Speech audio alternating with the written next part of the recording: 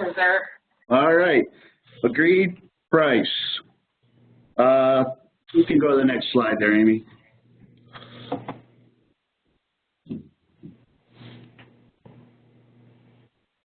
All right, this is the added work cost analysis decision flow chart. And what this is going to help you do is if you got existing contract item, that'll be, you got to determine whether it's a major or minor item. That'll be in section 10404.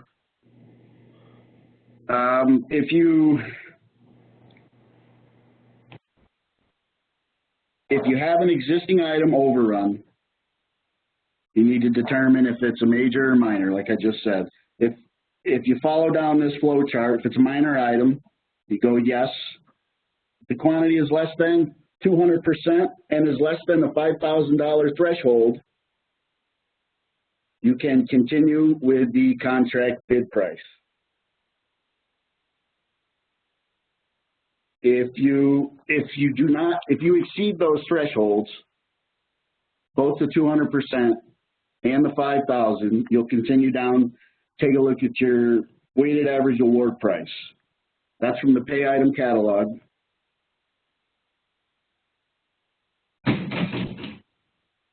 You can accept if the weighted average award price is acceptable, or if your contract bid price is acceptable based on comparison to the weighted average award price, you can continue with your bid price. Next, you'll go to the average of the 3 lowest bidders. That's available in the AASHTO-WARE, which should be provided at the beginning of the contract. You will determine whether your bid price is acceptable in comparison to the average of the 3 lowest bidders. If it's not, you will continue with a price analysis.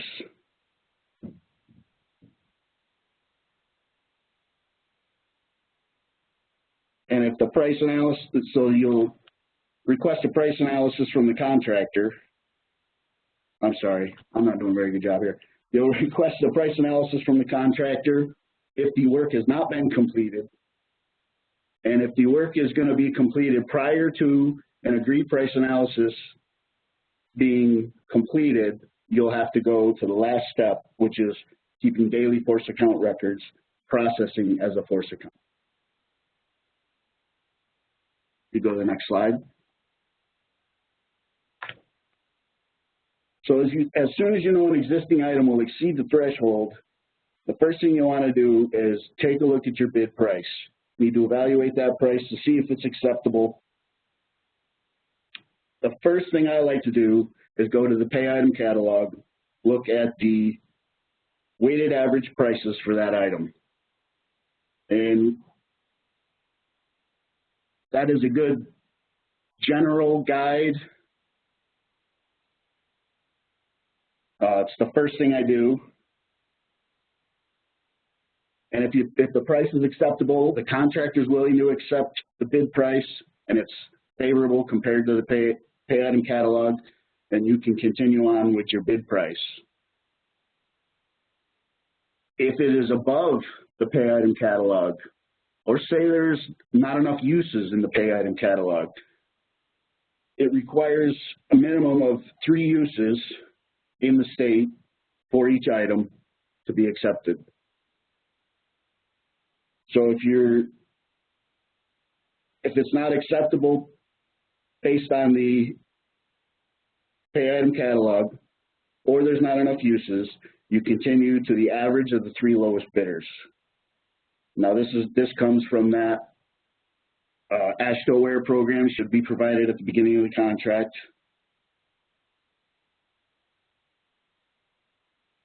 And if that all checks out, you're below the average of the 3 lowest bidders, you're at or below the average of the 3 lowest bidders, you can proceed with the bid price.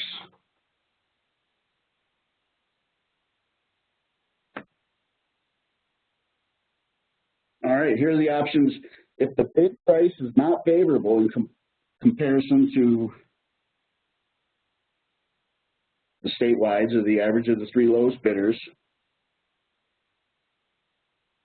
The contractor can accept the regional or statewide price. The contractor can accept the average of the three lowest bidders. They can provide a price analysis. Now, the price analysis should be done prior to the work being completed. If the work has either started or will be completed prior to you coming up with an acceptable price analysis, you have no other option than to keep daily force account records and process as a force account.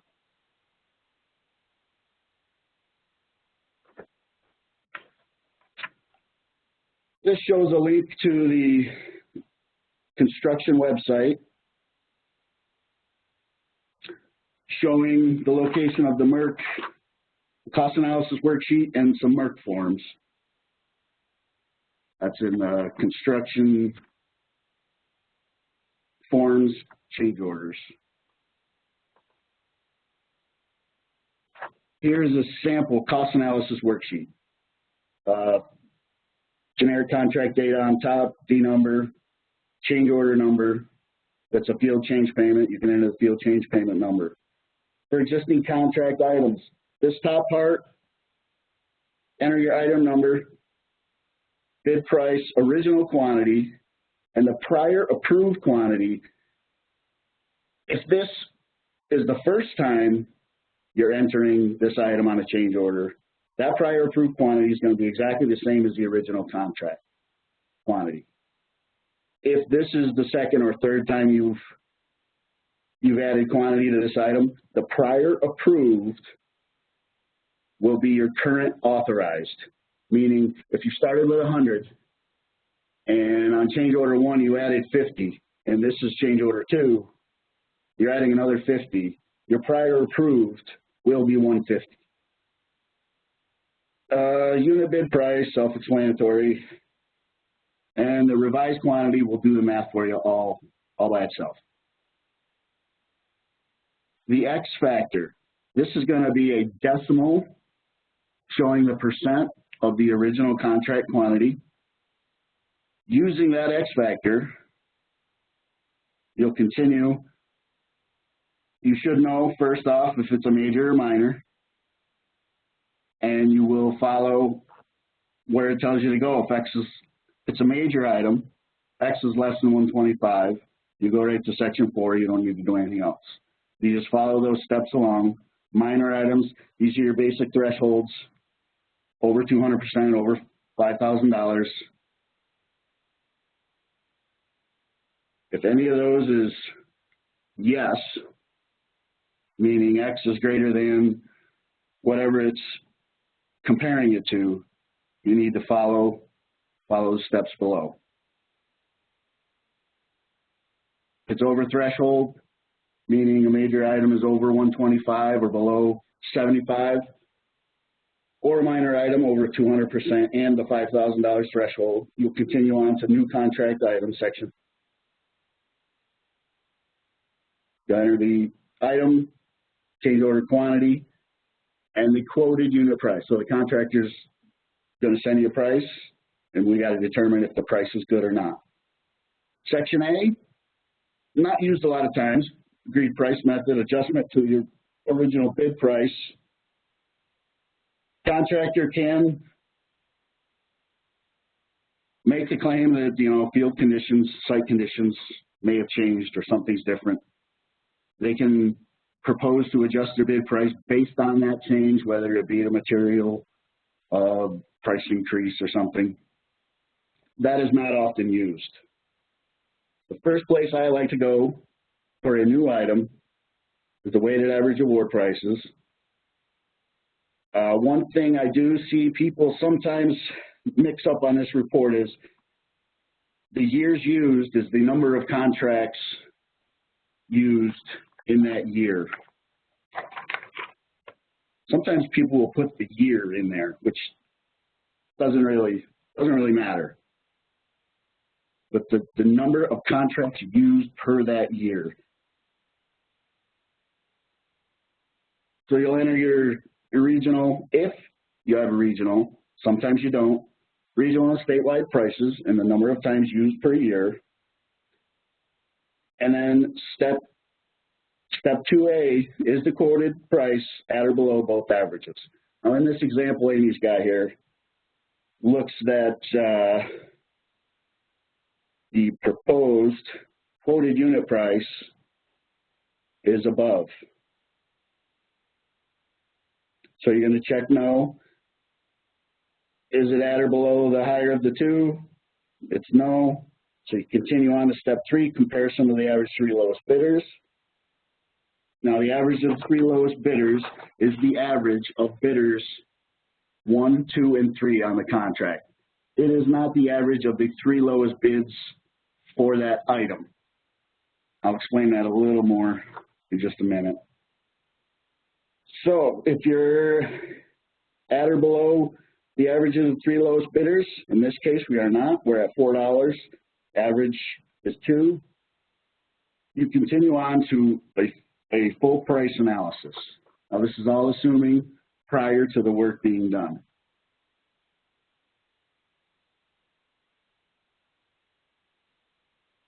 This is an example of the pay item catalog. In the previous slide, we had the cost analysis worksheet. The information used in step 2 was taken from this pay item catalog. Amy's in region 8. Statewide price is 98 cents for mulch temporary. Her regional price was 90 cents. Eric? Yes. I'd just like to point something else to folks. You're going to put in your date range when you're going to the pay item catalog for the year prior to when the work is being performed. If you are in your first year of your contract, you should open your region by clicking on the plus symbol next to your region number and making sure that your contract is included in there. We've been having some issues lately with the pay item catalog breaking. So the first indicator that we find is when somebody calls me up and says, I'm doing pay item catalog research and my contract's not even being recorded in there. Am I doing something wrong? And lately it's been the fact that the pay item catalog is breaking. So we don't know that these things break because we don't look at them on a regular basis like you do. So make sure that your contract is in there if you're in the first year of your contract, and many of our contracts are small.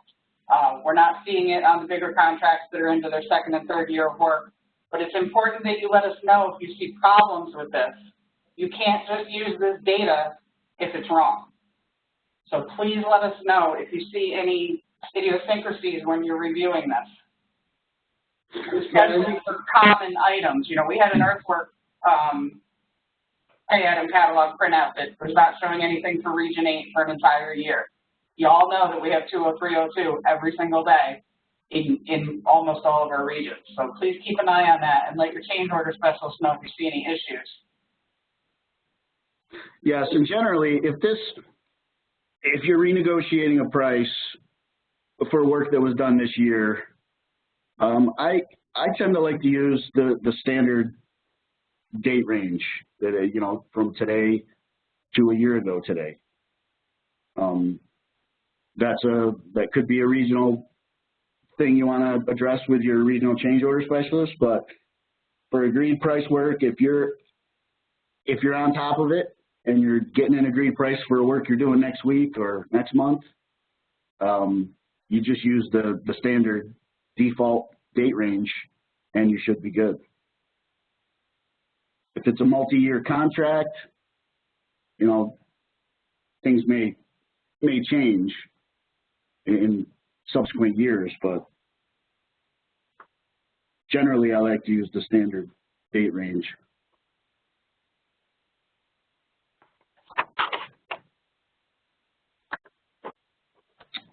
All right, let's move on to this here. The average of the 3 lowest bidders, like I was saying, the average of the 3 lowest bidders is not the average of the 3 lowest bids for that particular item.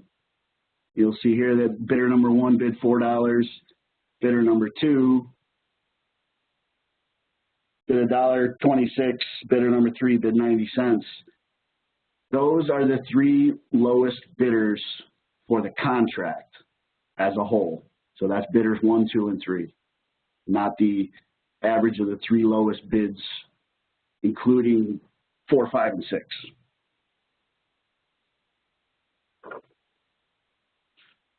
You can go on to the next one. Now the previous slide was a slide from an old program, LAS, that we used to use. That's been switched, updated to Ashtoware project. And this is the modern version. Looks pretty much the same.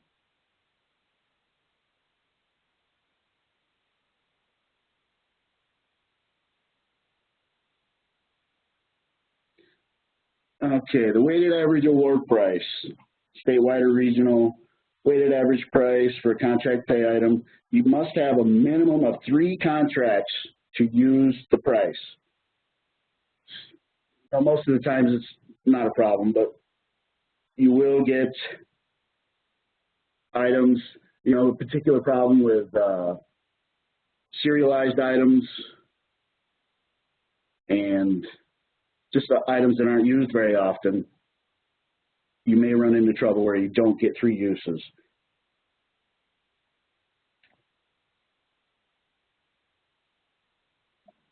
Eric? Yes. Can you address, we have some questions here. What do we do if we only have 2 bidders for our contract? Can't use average of 3 lowest bidders then. Can we include the date range from when the job was let on the pay item catalog? Yeah, you can. I would, if it's a multi-year job and you're in year 4, I might not go back to year, you know, I would stick close to what's going on today with the prices. If you're renegotiating a price for work that's currently being done or will be done shortly. And what happens when you have an item in the pay item catalog where there are bid prices that are $1? Well, $1. I mean, if you don't feel the item was competitively bid, then we can do things with the pay item catalog if we see contracts that weren't or items that weren't competitively bid. We've had history of contractors bidding a penny on certain items, knowing full well they were going to do their best to get out of using the item, and then they put their money into other items. So I would never make any of those adjustments, throwing out an item or throwing out a price without, you know, consulting with your regional change order specialist. What I do personally, you can export the pay item catalog to an Excel file, and then you can manipulate it there. I only do that on very rare occasion, though. Another option that we have is that you can look to a neighboring region. If you don't have enough contracts in your region for the period of time that you're looking at, if you look at the next region over, if they have similar contracts of similar type and quantity of work, you may be able to use their averages.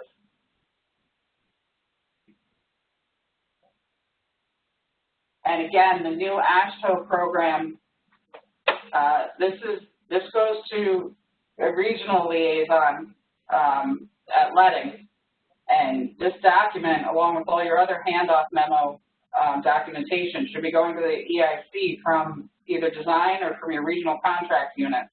If you don't get this report by your pre-construction meeting, you should be looking for it. Some regions put them on ProjectWise, others have them on their share drive. Here in Region 8, we always have to hunt it down directly through our designer or one of our contracts unit people. Yeah, I believe in Region 9, they may have a paper copy handed to them right in the EIC folder. And again, I have a question here. It's the average of the lowest 3 bidders for your contract. You only get this report, I'll go back again. You only get this report for your contract. We're not looking at the average of the lowest 3 weighted averages or anything. The pay item catalog is averaging all of the awarded prices, and that's what weighted average is. But the average of the lowest three bidders is the three lowest responsible bidders for your contract that appear on this report. I think we're out of questions for now.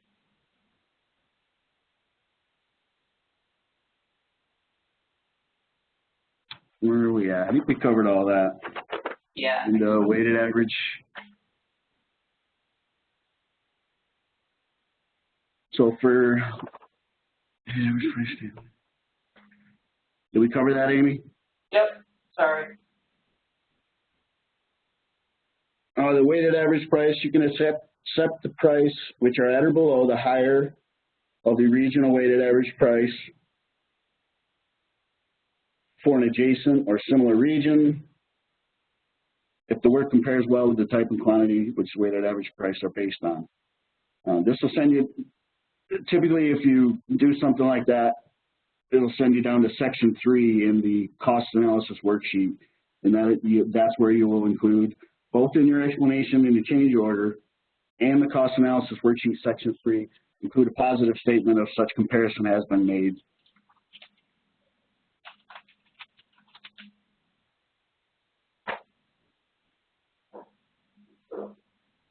Accept variations from the weighted average price if those variations can be explained as a function of the contract site conditions. And there again, I don't see this a whole lot. It can be done, but you'll go to your cost analysis worksheet, section 3. You'll explain those project conditions which result in your variation from the pay item catalog price, and you'll also include those in your explanation for the item in the change order. The change order explanations must include some reference to how your agreed price was arrived at, utilizing the weighted average award price,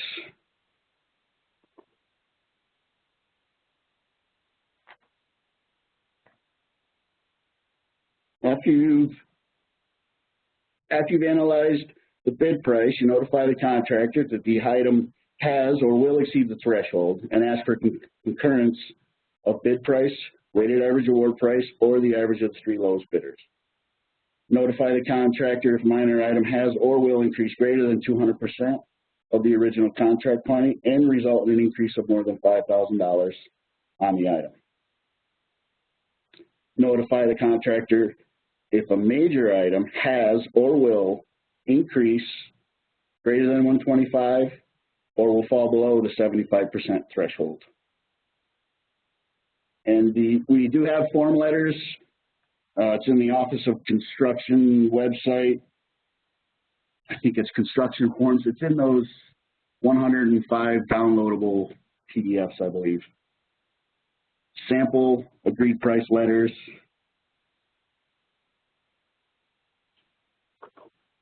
Some like to use them.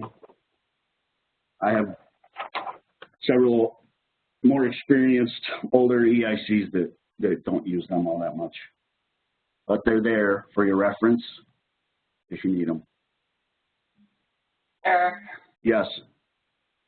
I'm getting a lot of messages that people are having a hard time hearing both of us, that all of our audio is breaking up. I can hear you crystal clear. Okay. I've gotten over a dozen messages. So what I want to do is I'm going to pause the recording, and then I'm going to start it again to see if that is having any effect. For those of you that are having a problem hearing us, we're going to continue on because, again, I can hear clearly, and so can Eric. But we'll try this, and this doesn't work. We will have these audio recordings for publication shortly. All right, let's keep going.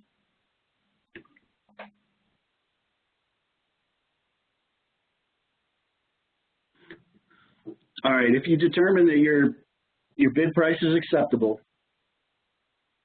you've done the analysis, cost analysis worksheet, you will continue with the current item and current line item number. So you'll go beyond the threshold with the item, with the backup documentation included in the change order, justifying acceptance of the bid price. For the change order, in Region 9, I do require everyone to include a cost analysis worksheet if they are either exceeding a threshold on the item and accepting the bid price, or changing the price of a contract item, or adding new work, a new item to the contract in general. This will have to show up on the Counter 104, authorization of extra work. The agreed price package attached to the header shall include regional concurrence with price letter. We call them agreed price letters here in Region 9. So a letter to the contractor and a concurrence letter coming back from the contractor, both signed and dated. You'll include whichever you use for your justification of accepting the price, the pay item catalog or the spread report. So that would be accepting the price based on pay item catalog or the average of the 3 lowest bidders.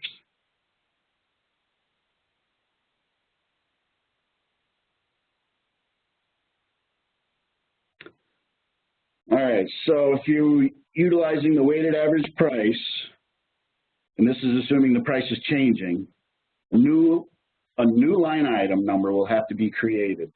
So this will be a new line item to the contract, still using the existing contract item number and specification. So for the change order, in Region 9, you'll need a cost analysis worksheet attached. It'll have to show up on the Con R 104, authorization of extra work. The agreed price package. Attached to the header, we'll need regional concurrence memo to the contractor, concurrence memo back from the contractor, both signed and dated, and a copy of the pay item catalog sheet you used to justify the price.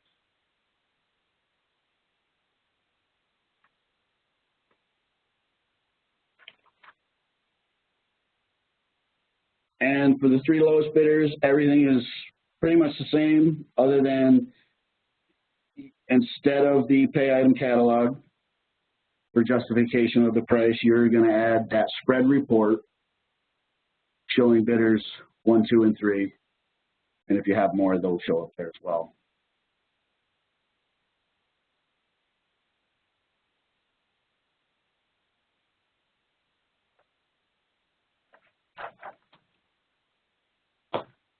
All right, so if you can't agree on a bid price,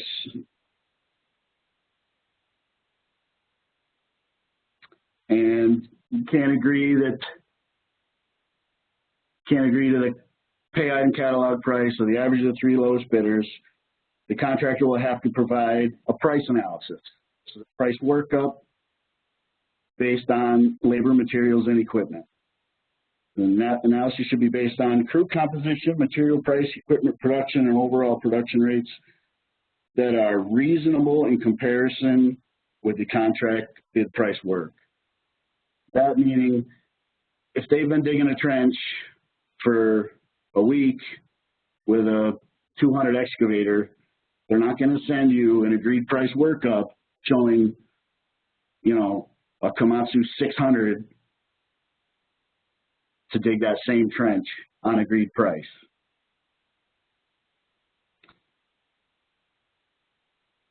You'll follow the rules of Section 109.05A4 agreed price work, which references mostly the force account section of the standard spec. Now for the price analysis worksheet, there's 2 fillable PDF forms, which will do most of the math for you.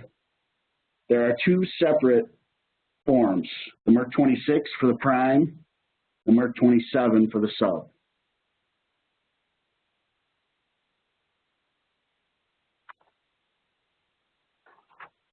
This is an example of a Merck 26 prime contractor. Fill out basic contract data up on top, item number you're adding, the estimated quantity, and the units, item description. In the labor portion, you will not be putting individuals' names as you would in a force account. These are just trades. So you'll have labor. She's got a labor type 3, operating engineer, and teamster, generic labor classes. Hours worked, wages should come from your payrolls. Take a look at your payrolls, look at what they've been paying the laborers, operators, and teamsters, and the fringes will come from there as well.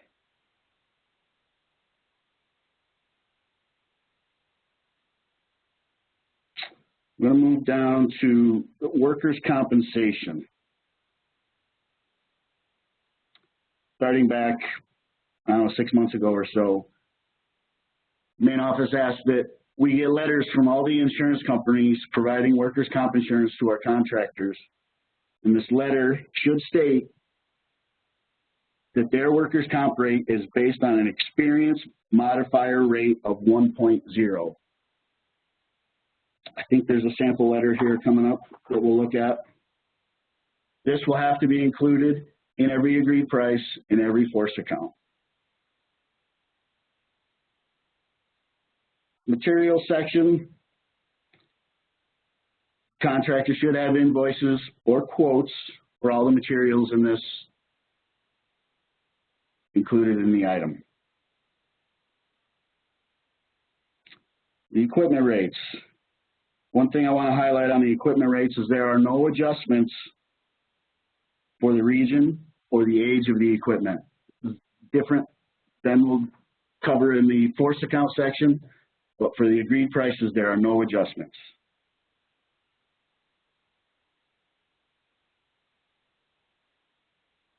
Services, if required.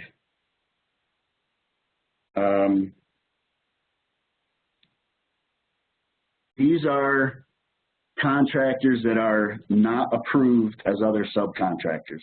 So they can't be approved as subs. They're providing a service. They'll send you an invoice. The invoice will be paid, and then below in the overhead and profit, they'll be paid with a 5% profit. The overhead and profit rates may vary with the wear and on contract, but typical D contract work, it's 20% profit and overhead.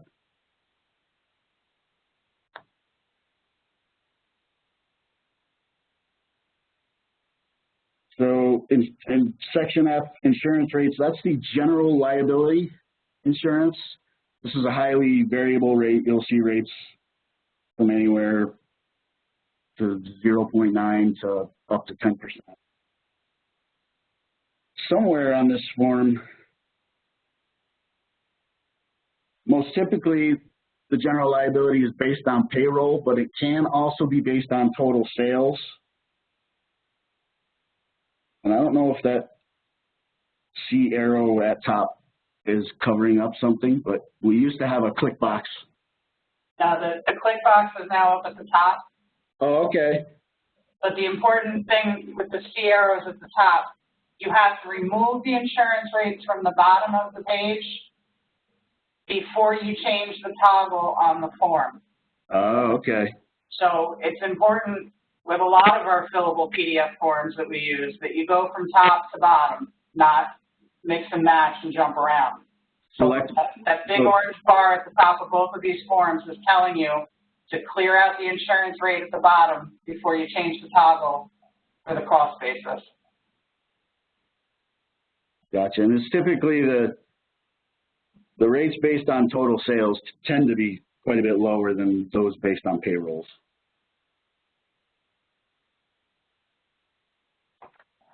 But that's the 26. It does all the math for you.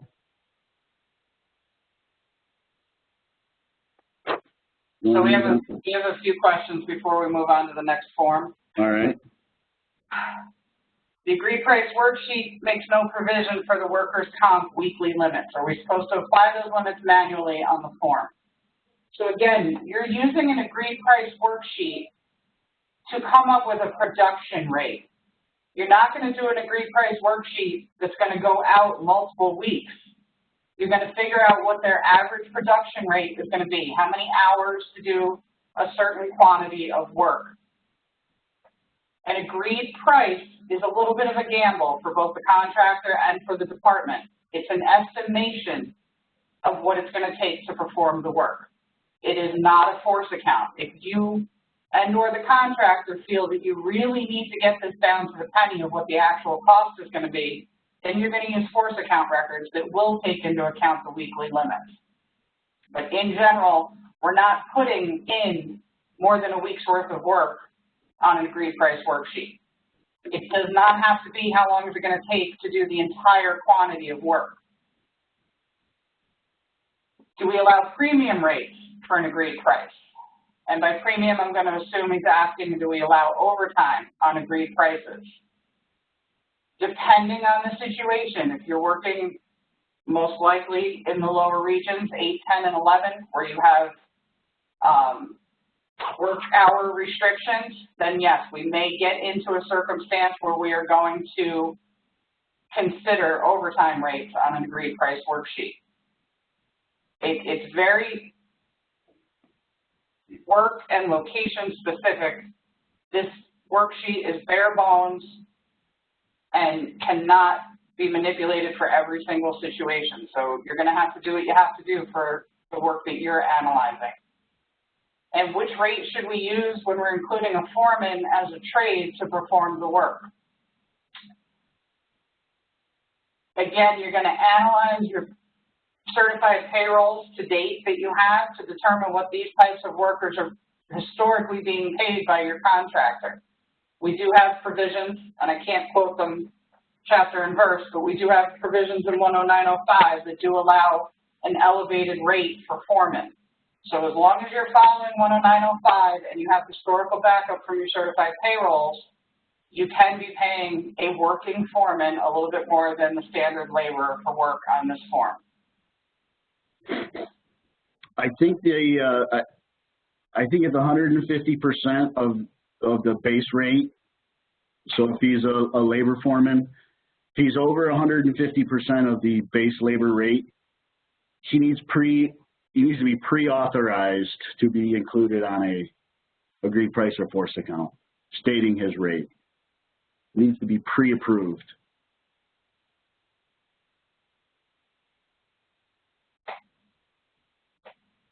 All right, we're caught up for now. Okay. So we'll move on to the subcontractor sheet. Merck 27 is, the basic data is all the same. Again, the workers' compensation with an EMR 1.0, I see that's now in the fine print. I like that. That's the subcontractors' workers' comp. All this information is for the sub. Material invoices or quotes, that doesn't change. Equipment's still the same, no adjustment rates. FHWA rate. Services, if the subcontractor pays a service to do something for them, then that will be shown here with a 5% markup. If in this item, the prime has a little bit of the work, the sub has a little bit of the work, and the prime contractor pays a service, that'll be included on their Merck 26. So only if the service is paid by the sub will it be included here on the 27 with the 5%.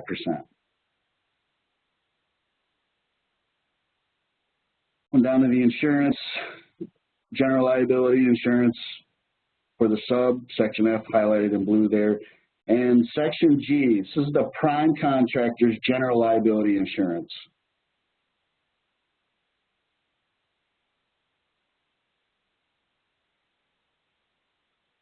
So if it was only I'm just reading the fine print here.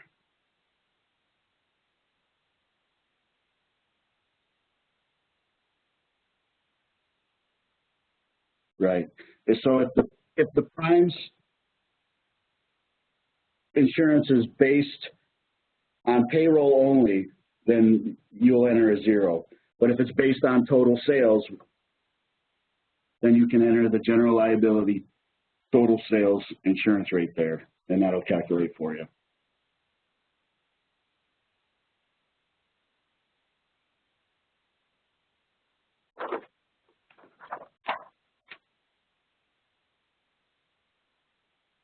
Okay, agreed price paperwork. You'll need the cost analysis worksheet, Count R 104, authorization of extra work, the agreed price package, which will be attached to the header and site manager. You'll need both concurrence memos to the prime and from the prime, the agreed price workup, that would be Merck 26 or 27, all the material backup documentation, invoices for the agreed price workup, equipment watch sheets, service invoices or quotes, and insurance documentations, which must include a letter from the insurer stating that the workers' comp rate is based on an EMR of 1.0.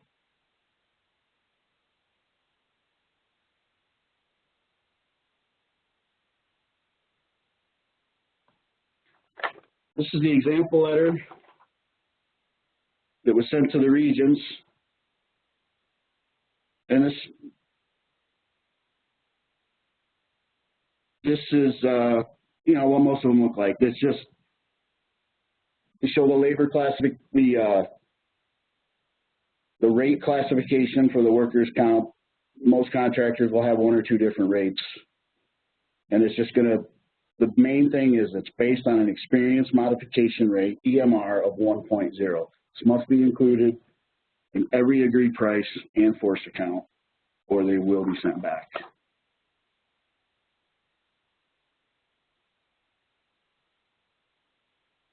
All right, so here we actually have a real agreed price package from Region 8. This is what we would be attaching to the header in Site Manager. For Region 8, all of our agreed prices and force accounts have to come through the region first and be signed off on by the ACS before they can be incorporated into a change order. Every region is different on this procedure. So this is a Region 8 memo only that you're seeing here. It will detail exactly what the item number, the description, and the unit price is. It'll be signed by the area supervisor. And unfortunately, I cannot, I think I can change the zoom on these. Let me see if this helps you all. There you go. So this is the contractor's letter agreeing to the same price that the workup is providing, signed by the contractor. I have a question from the audience, Eric, that maybe you and or Mike Pimpinella can answer for your region specifically. Do you accept an email concurrence from a contractor, or does it have to be a signed letter? I do accept them as long as I can verify that the email, you know, the email address, you know, that the correspondence is from the contract. You know, if it's an email from contractor XYZ and I see clearly in the email address that, oh, XYZ Contracting, this is an email from them, I don't have any trouble accepting it. I realize that's partly how business is done these days. Formal letters are less common than they used to be.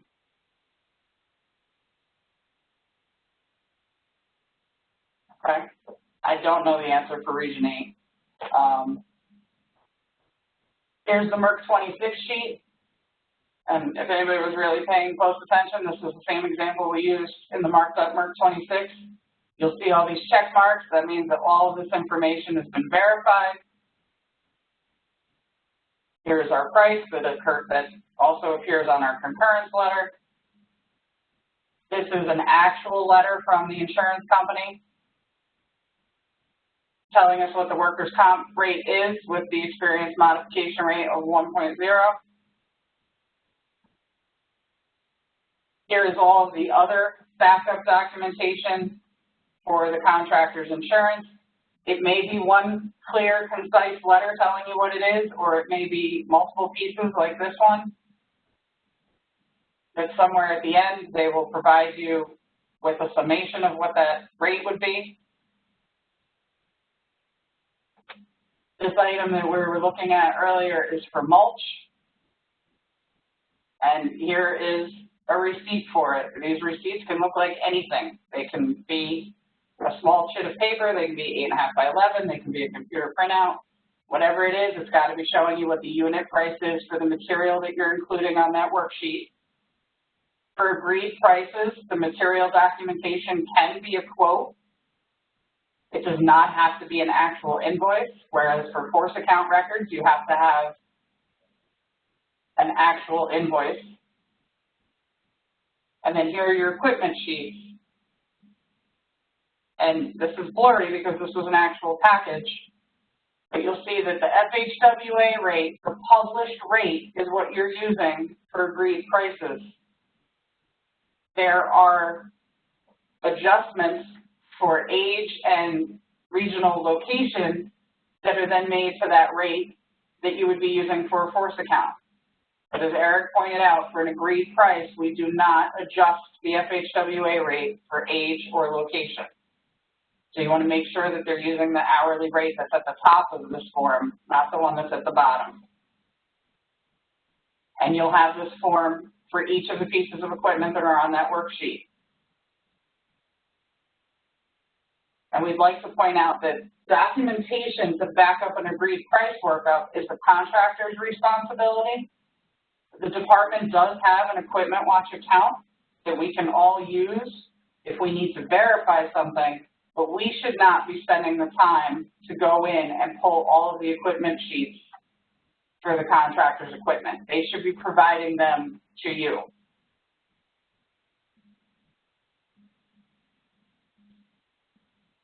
So this is an actual agreed price package. This would be scanned and attached to the header in Site Manager with all of this included. And if you're in a region that has a concurrence memo, if you're not in a region that has a concurrence memo, then it would just start with the letters.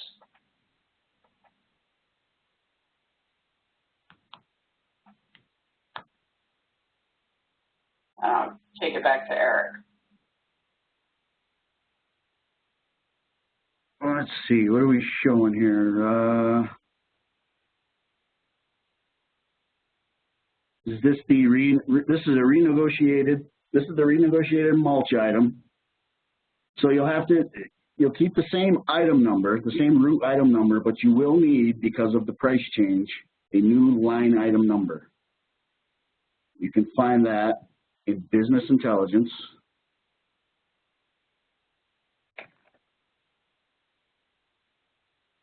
I'm going to go to the next slide.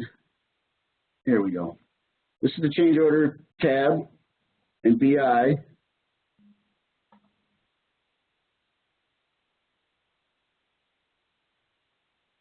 This is where you'll find your high bids, your major items, and also in here is get next line item number, middle column, second one up from the bottom. You'll click that, and this will give you the next line item number. If any of you remember the counter 00s, in the old days, we just used to go to the last sequence number and add 2. This report here does that for you. It'll take the last line item number in your contract and add 2.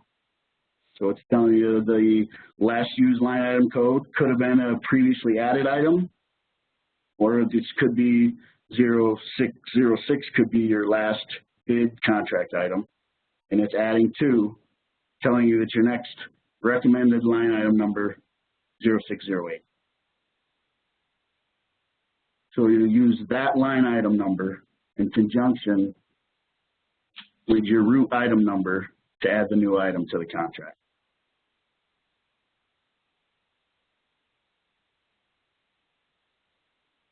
So anytime you're going to add a new item to your contract, whether it be on an SCP or on a traditional change order, you're going to follow all of the rules and steps in QRG 10402C, new items. If you're renegotiating an existing contract item, you're going to use the same item number, 209.100101, mulch temporary, but you're going to give it a new line item number so that you can incorporate the new unit price. Now remember, when you analyzed your original bid price for this one, we found that the department felt that $4 per square yard was high in comparison to the weighted averages and the average of the lowest three bidders. So we did not want to continue using the bid price. And then we asked the contractor to provide a new price, and came out that they came to $3.20 a square yard. So you are still using the same item number for the item, but you have to give it a new line item number so you can give it a new unit price. And all of those steps to accomplish this are in this QRG. And you'll see that we differentiate not only with the line item number, but with the description. We put in a supplemental description, A-mulch temporary. A means agreed price. As you'll learn in the coming weeks, if you're doing force account work, you'll have FAW in front of your item description. That answered one of the questions that we have. Let me get back to another one that we have. Line item number different, why 0716, okay. Some of you are very eagle-eyed and wide awake this morning. I have to give you credit for that. You're finding inconsistencies in our examples. As you see, we grabbed screenshots to show you how to get the next line item number. It wasn't for the exact same contract. Another thing that's being pointed out here is the line item number for the new item is not the same as the line item number or the proposal line item number for the original item. And if you're following the steps in the QRG, it will tell you to fill in line item number, item code, unit price, and for the proposal line number, if it is blank, you'll put in your new one. If it is not blank, you will leave what auto-filled. And someone else pointed out, thank you very much, that line item number should be 4 digits. So when you get a new line item number that is 0716, do not enter it as 716. Literally enter the preceding 0 for 0716. Someone asked us to go back to the Merck 27 and explain the insurance again. So again, when you have subcontracted work, your subcontractor has insurance rates. They have their own workers' comp rate. They have their own general liability rate. They have to provide documentation of their own rates. The subcontractor's workers' comp rate is what will go underneath the labor section with their own letter that their EMR is 1. And then whatever their general liability rate is based on, whether it be total sales or payroll, that goes down in section F with the appropriate toggle chosen first. For subcontracted work, the prime contractor is eligible for reimbursement of their general liability insurance if their general liability insurance is based on total sales. That is the only time that you will put an insurance rate in section G. If the prime contractor's general liability insurance is based on payroll, it's only based on their payroll, not their subcontractors. So in that case, there would be a 0 for insurance rate in section G. Do you still have, the person that asked that, do you still have a question about that, or do you understand it? And if you are showing a prime contractor's insurance rate on this Merck 27, you will also have to provide all of their insurance documentation. showing what that rate is, and then it's based on total sales. And the eagle-eyed viewer who pointed out that our EMR letter said that it was based on payroll, but the toggle says total sales, kudos to you. I will take a look at that and point that out to the people that provided me with that example.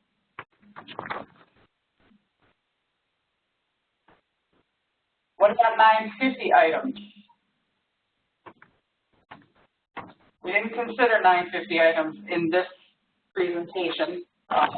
Generally, we see them more with force account work, so 950 items will be covered more in depth next week is when we start our force account. You can do an agreed price for a 950 item, and nothing really changes. The item number is just going to be 950. There'll be dollar and cent instead of, you know, square yards or linear feet or whatever. And that's really the only thing that changes is it'll be a 950 item, and the units will be a DC. And for those of us who are a little older and have been around a little bit longer, or who came from other agencies more recently, some agencies use 950 for every new item. But here at the Department of Transportation, if you are renegotiating an existing item, you're going to use the actual item number for that item with the new line item number. Or if you're introducing work that's not in your contract and it fits perfectly with an existing spec item, then you're going to use the real spec item. 950 is for when you're not using a perfect spec number, when you have different types of work all being incorporated into one unit price. So keep that in mind, those of you that are coming from other places, or those of you who are coming back from having been here, you know, before. You don't have to use 950 for every single new item. It is preferred that you use an actual spec item as much as possible. And to clarify again, the workers' compensation rate with an EMR of 1 is for all work, agreed prices, and force accounts, not just for force account work. Do we have any other questions?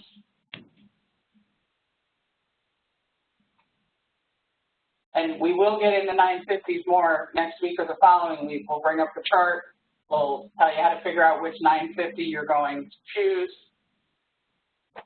Can you explain when the part in the Merck 27, they say if fringe are paid directly? Oh, no, I don't want to explain that because I don't like it.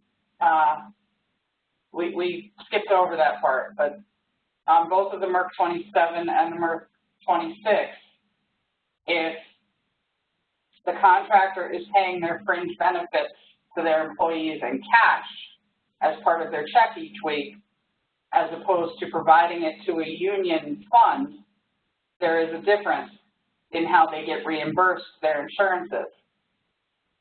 So up at the top of the Merck form, you're indicating their wage rate and their fringe rate, and then there's a box above the workers' compensation rate where you would indicate the portion of their fringes that was paid in cash on their check. Because they pay taxes and insurance if they're paying it as cash. They do not pay taxes and insurance if they're providing it to a union benefit fund. So you'll find this when you have contractors that are not union shop contractors. And that all comes from the payroll. That'll come from the payroll, and it could be all or part of the fringe benefits that are paid in cash. If you have union workers, you have a contractor that's based, unless, you know, in my case, a contractor that comes from further upstate or out west, their union rates generally are much lower than the prevailing wage rates down here in regions 8, 10, and 11. So they may be paying the fringe benefits that are equivalent to the union benefit fund out west, but the employee is still entitled to the full fringe benefit from the prevailing wage rate schedule. So the difference will probably be paid to that worker in cash as opposed to adding more money to their benefit funds. Because for the most part, we found that unions don't want more money than what's in their union contract going into the benefit funds. So again, you're not just using prevailing wage rate schedules to fill out, for the contractor to fill out this form. You are comparing this to your historical payrolls for your specific project and your labor types.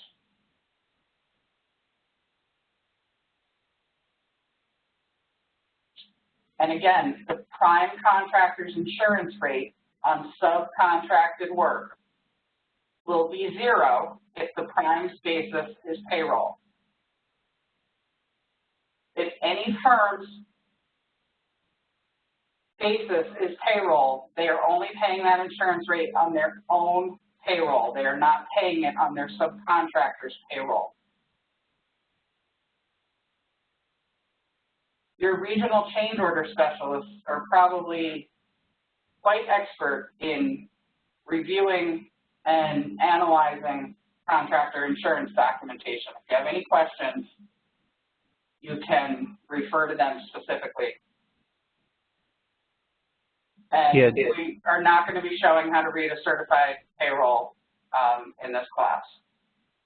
and just to jump in there, Amy, with upstate regions on fringes in cash, it's very unlikely that a prime is paying in cash, and we do once in a while run across subs that pay their fringes in cash, but again, it's more the exception than the rule. Most are paying into some type of common carrier benefit fund, even if they're not union or something like that. So that's just a note for upstate. That's unlikely as well.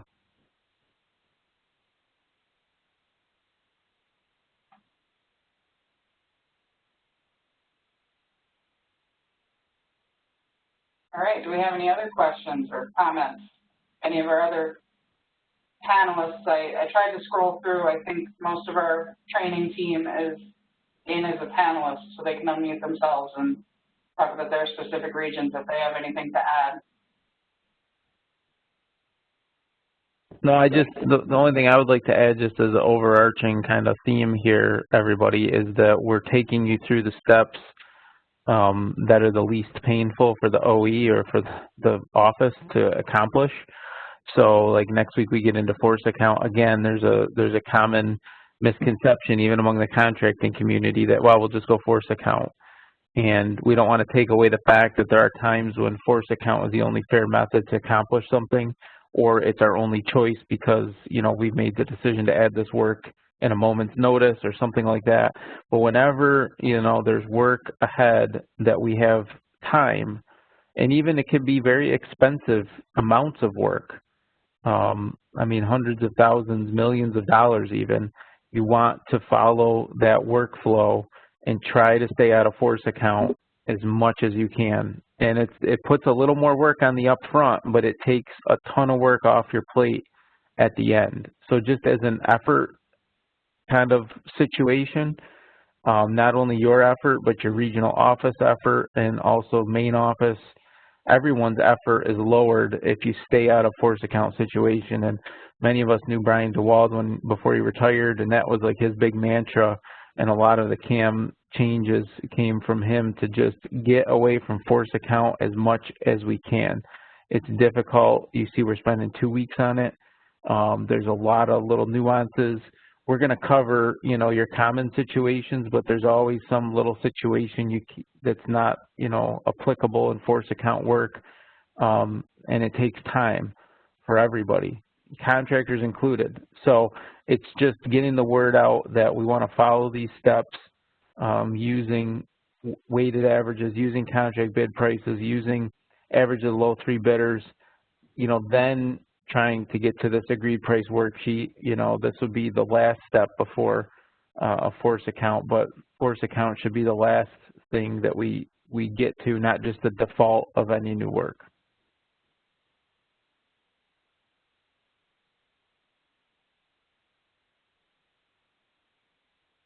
All right, well, if there's no more questions, then we can, oh, somebody was typing. Oh, this is a very good one, thank you. When we have different categories, we would be looking at the item as a whole for renegotiations for minor or major items, correct? Yes, we touched on this last week. The business intelligence reports that show you the percentage that you've consumed break them down per category.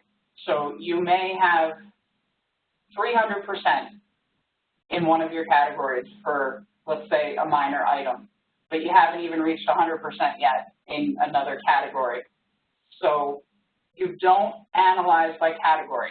The contractor has no idea what categories are in this project when they bid the project. They are bidding a unit bid price per item, period, for the whole estimated quantity in the contract. And our specs do not renegotiate and do not set those thresholds per category. They are per item in the contract for the estimated quantity at the time of letting.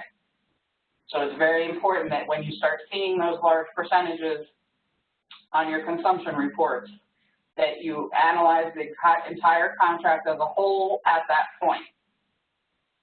And if you have an item that you are renegotiating and it covers multiple categories, please discuss with your change order specialist which category or categories are going to get the new renegotiated item price.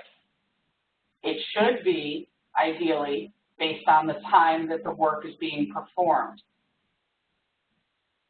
However, based on where your funding is coming from, you may have to absorb some renegotiations in your state share versus if you have utility shares or things like that. So it's definitely a contract by contract basis, but in general, you renegotiate when you reach the threshold and moving forward with quantities being performed after that time.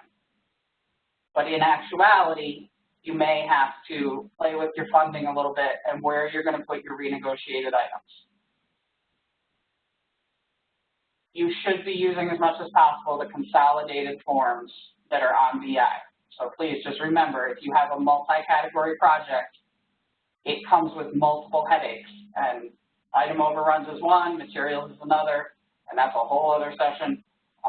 So just be very careful on multi-category projects and reach out to your change order specialist before you start moving ahead if this is your first time doing that.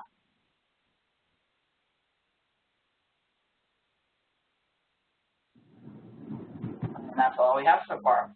So again, thank you all for coming. We will be here again next Tuesday where we will start to dive into force accounts. So those of you that were wide awake and seeing all the different nuances of our presentation today, make sure you have extra coffee for next week because force accounts are so much more fun. And we will be sending out a link to a folder shortly to the regional contact folks that received these invitations in the first place.